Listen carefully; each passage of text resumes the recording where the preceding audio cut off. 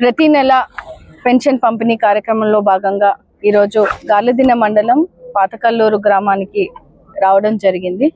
ఇక్కడ ప్రతి నెల కూడా పెన్షన్లను 1వ తేదీనే మనకి ఇక్కడ వృద్ధులకు కానీ ఒంటరి మహిళలకు కానీ 4,000 లేదా 15,000 లేదా 10,000 అలా మనము ఇచ్చినటువంటి హామీలన్నింటినీ కూడా నెరవేరుస్తూ ఈ రోజు పెన్షన్ పంపిణీని సక్రమంగా చేస్తూ ముందుకు వెళ్లే పరిస్థితిని ప్రజలందరూ కూడా చాలా హర్షం వ్యక్తం చేస్తూ ఉన్నారు.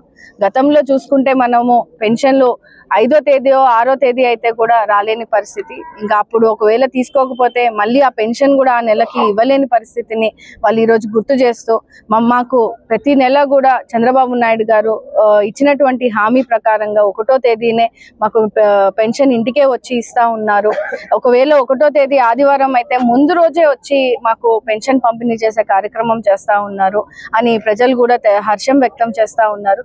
ఇంకా కొత్త పెన్షన్లు కూడా వాళ్ళు పెట్టుకోవడం జరుగుతూ ఉంది. కొత్త పెన్షన్లను కూడా అతి త్వరలో మనం వాళ్ళకి ఇప్పించే కార్యక్రమానికి కూడా మనము నాంది పలుకుతామని కూడా వాళ్ళకి భరోసాని ఇవ్వడం జరుగుతూ ఉంది. ముఖ్యంగా కల్లూరు పెద్ద పంచాయతీ ఇక్కడ ఖచ్చితంగా ఇక్కడ ఉన్నటువంటి మౌలిక సదుపాయాల మీద గతంలో కూడా మనము ఎన్నిసార్లు చెప్పినా కూడా గత ప్రభుత్వము పట్టించుకోలేని పరిస్థితిని చూసాము. ఎన్నికల హామీగా ఇచ్చినటువంటి ఈ మౌలిక సదుపాయాల్లో ముఖ్యంగా సీసీ డ్రైన్స్ లేని పరిస్థితిని మనము గ్రామంలో ముందు చూసాము. ప్రభుత్వం ఏర్పడిన తర్వాత దాదాపు 40 లక్షల రూపాయల సీసీ డ్రైన్ ని ఈ పంచాయతీకి మనము శాంక్షన్ చేయడం జరిగింది. అలాగే అవి పూర్తి కూడా అవ్వడం జరిగింది. ఇంకా ప్రాంతాల వారీగా ఇక్కడ పాతకల్లూరు కానీ కొండ కింద కానీ అక్కడ కూడా సీసీ డ్రైన్స్ అవసరం ఉంది. అక్కడ కూడా మనం ప్రతిపాదనలో దాదాపు 20 లక్షల పైన మనము ప్రతిపాదనలు పంపించాము. కేంద్రం స్కీమ్ కింద కూడా మనకి 20 లక్షల రూపాయలు సీసీ డ్రైన్స్ కోసము మంజూరు కావడం జరిగింది. అది త్వరలో కూడా గ్రౌండ్ చేస్తామని కూడా ప్రజలకు కూడా తెలియజేస్తూ ఈరోజు రావడం జరిగింది. అదే విధంగా సీసీ రోడ్లు గతంలో రోడ్ లేని పరిస్థితిని గ్రామంలో ప్రజలందరూ కూడా మాకు తెలియజేయడం జరిగింది. కూటమి ప్రభుత్వం ఏర్పడిన తర్వాత దాదాపు 30 లక్షల రూపాయల సీసీ రోడ్లను కూడా శాంక్షన్ చేసి ఆ రోడ్లను కూడా వేయడం జరిగింది. ఇంకా కొత్త రోడ్ల కోసం కూడా ప్రతిపాదనలు దాదాపు పెద్ద పంచాయతీ ఒక 10,000 మంది ఇక్కడ ఉన్నటువంటి జనాభాలో మనకి దాదాపు ₹1 కోటి ఇంకా సీసీ రోడ్లు అవసరం పడతా ఉన్నాయని ఆ ప్రతిపాదనలు కూడా కొత్త ప్రతిపాదనలు కూడా పంపించడం జరిగింది. రానున్న సెక్షన్ లో ఖచ్చితంగా అవి కూడా మనము శాంక్షన్ చేస్తామని ప్రజలకు కూడా తెలియజేస్తా ఉన్నాము. ఇప్పుడు ఇంటి పట్టాల గురించి కూడా ప్రజలందరూ కూడా ఈ రోజు తెలియజేస్తా ఉన్నారు. గతంలో మేము ఎంతమందిని అడిగినా కూడా ఎవరు పట్టించుకోలేని పరిస్థితి, ఇల్లు లేక వర్షాలు పడితే మాకు పెంకుటిళ్లలో ఉండే పరిస్థితి, పెచ్చులు ఊడిపోయే పరిస్థితి ఉందని గతంలో కూడా తెలియజేశారు. ఇప్పుడు రానున్న రోజుల్లో ఖచ్చితంగా హౌసింగ్ అనేటివి మనం శాంక్షన్ చేయనున్నాము. ప్రతి పేద కుటుంబానికి ఇల్లు ఇచ్చే కార్యక్రమాన్ని చంద్రబాబు నాయుడు గారు, లోకేష్ అన్న గారు, పవన్ కళ్యాణ్ గారు, మోడీ గారి సహకారంతో ఈ రోజు ఖచ్చితంగా ప్రతి పేదింటి కళని నిజం చేసేందుకు ముందున్నామని కూడా వాళ్ళకి తెలియజేస్తూ ఇక్కడ స్థానికంగా కూడా నీటి సమస్య ఉండే పరిస్థితిని మనం చూసాము.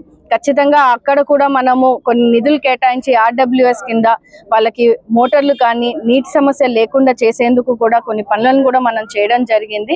ఎంపీ అంబికా లక్ష్మీనారాయణ గారు ఈ రోజు ఈ పెన్షన్ కార్యక్రమానికి ముఖ్య అతిథిగా ఈ రోజు విలేజ్ కి రావడం జరిగింది. స్థానికులందరూ కూడా చిన్న సమస్యలు కానీ పెద్ద సమస్యలు కానీ ఆయన దృష్టికి తీసుకురావడము, ముఖ్యంగా నీటి సమస్య అనగానే మొట్టమొదటిగా స్పందించే వ్యక్తి మన ఎంపీ అంబికా లక్ష్మీనారాయణ గారు. మనం చూసుకుంటే నియోజకవర్గ వ్యాప్తంగా ఏ మారుమూల గ్రామంలో కూడా నీటి సమస్య ఉంటే వెంటనే మనకి 2-3 రోజుల్లో మనకి ఈ వాటర్ ప్లాంట్లను కూడా మనకి ఎంపీ ల్యాడ్స్ కింద సహాయం చేసే పరిస్థితిని మనము చూసాము. అలాగే ఇక్కడ కూడా కల్లూరులో కూడా ఒక వాటర్ ప్లాంట్ గురించి కూడా ప్రజలు రిక్వెస్ట్ చేయడం జరిగింది. ఎంపీ గారు కూడా దాన్ని సానుకూలంగా స్పందించి ఖచ్చితంగా దాన్ని కూడా శాంక్షన్ చేస్తామని తెలియజేయడం జరుగుతూ ఉంది.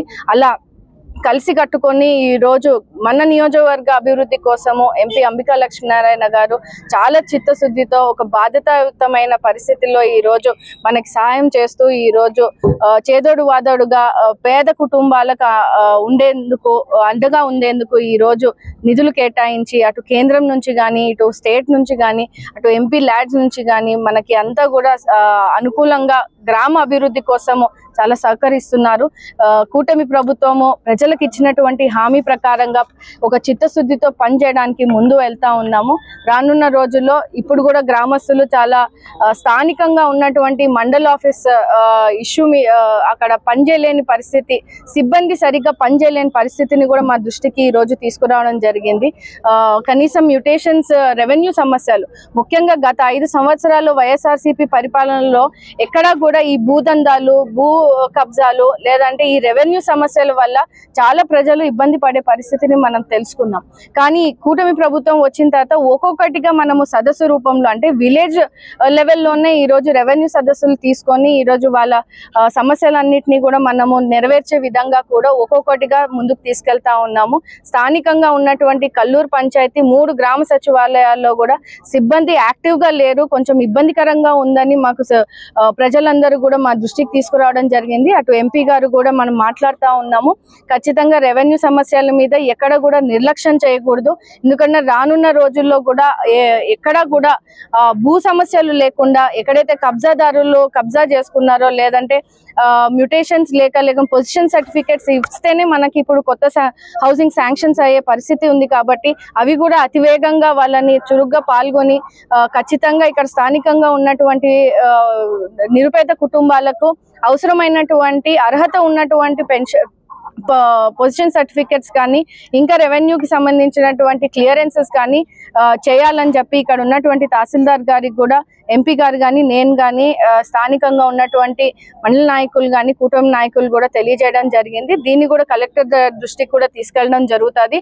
ఎందుకంటే ప్రభుత్వం ఏర్పడి సంవత్సరంన్నర అయినప్పటికీ కూడా ఇంకా ఇట్లాంటి సమస్యలు మన దృష్టికి వస్తున్నాయంటే ఖచ్చితంగా అక్కడ సిబ్బంది పనిచేసే కొరత ఉన్నది అనేది మన దృష్టికి రావడం జరిగింది. ఇంకా విఆర్ఓస్ కానీ ఇంకా మనం సిబ్బందిని రిక్రూట్ చేసుకునే అవసరం ఉంది. ఎందుకంటే పెద్ద పంచాయతీ అయిపోయేసరికి ఇప్పుడు జిల్లాలు డివైడ్ అయిపోయేసరికి సిబ్బంది అంతా కూడా అక్కడ ఇక్కడ ఉండే పరిస్థితి ఉంది. సిబ్బంది కొరత వల్ల కూడా కొన్ని పనులను కూడా నిలిపేయడం జరుగుతూ ఉందని మా దృష్టికి తీసుకురావడం జరిగింది. దీన్ని కూడా కలెక్టర్ గారి దృష్టికి తీసుకెళ్లి ఇట్లా పెద్ద పంచాయతీలు ఉన్న దగ్గర ఖచ్చితంగా సిబ్బంది కొరత లేకుండా అండ్ ఉన్నటువంటి సచివాలయం సిబ్బంది చురుగ్గా పనిచేసేలాగా ప్రజలకు అందుబాటులో ఉండేలాగా శిక్షణ ఇవ్వాలని కూడా మేము కలెక్టర్ గారి దృష్టికి తీసుకెళ్తామని ఇక్కడ ఉన్నటువంటి ప్రజలకు కూడా కలిసి కట్టుకొని హామీ ఇవ్వడం జరిగింది. రానున్న రోజుల్లో ఇంకా పెద్ద ఎత్తున అభివృద్ధి కార్యక్రమానికి మేము కూడా పాల్గొని ఖచ్చితంగా ఇక్కడ ఇబ్బంది లేకుండా చేయాలన్న ఉద్దేశంతో కూడా ముందుకు వెళ్తా ఉన్నామండి.